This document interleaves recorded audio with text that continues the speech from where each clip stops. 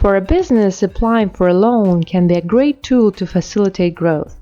If you're confident in the ability of your business to grow and succeed and you just need a bit of extra financial support to get things moving, a loan is a perfect solution.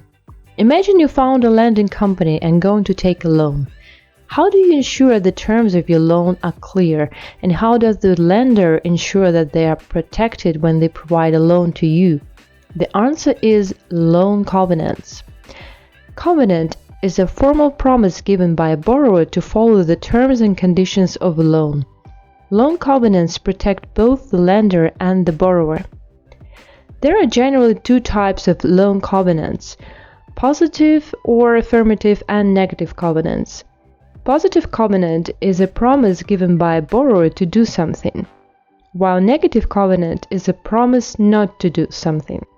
Positive debt covenants might include presenting financial statements annually to provide a snapshot of a corporation's financial health,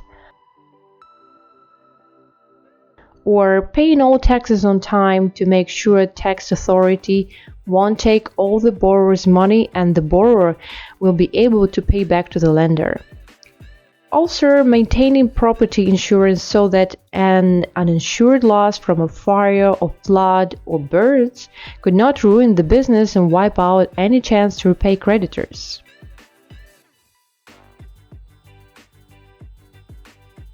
Negative debt covenants include some restrictions on what a borrower can do. For example, a borrower promises not to incur additional debt because lenders don't want to have to compete with other creditors to be repaid.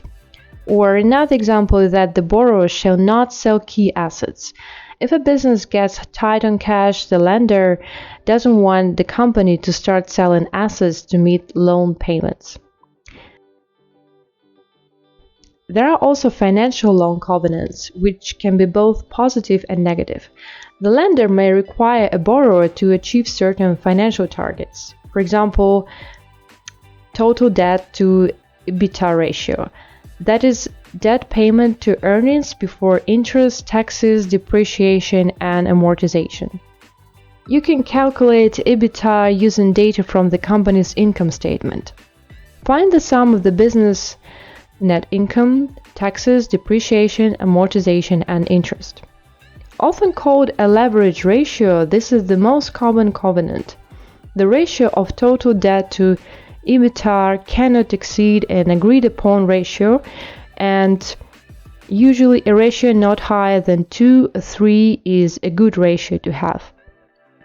Another example of financial covenant is interest coverage ratio. This is a financial ratio to determine how well a company can pay the interest on its debts. It's calculated by dividing EBITDA by the interest payments on loans, and the higher the rate, the better the company is positioned to pay off its debt. It should be in the range of 3 or more for adequate coverage. And the last example is debt to equity ratio. It's a total debt to a company's equity capital base. Lenders are generally comfortable with debt to equity ratio of 1. In some industries, higher debt ratios are acceptable. What happens in case of a loan covenant breach? If the borrower violates the loan covenant, there may be a number of different consequences. Some lenders may offer an extension if certain information like financial statements aren't submitted on time.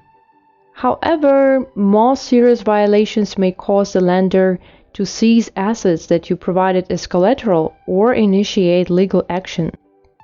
So making a loan covenant work is all about good communication between the borrower and the lender. By staying in close contact with the lender, businesses can ensure that loan covenant breaches can be resolved as quickly and amicably as possible, while also understanding what went wrong and how to avoid doing so again.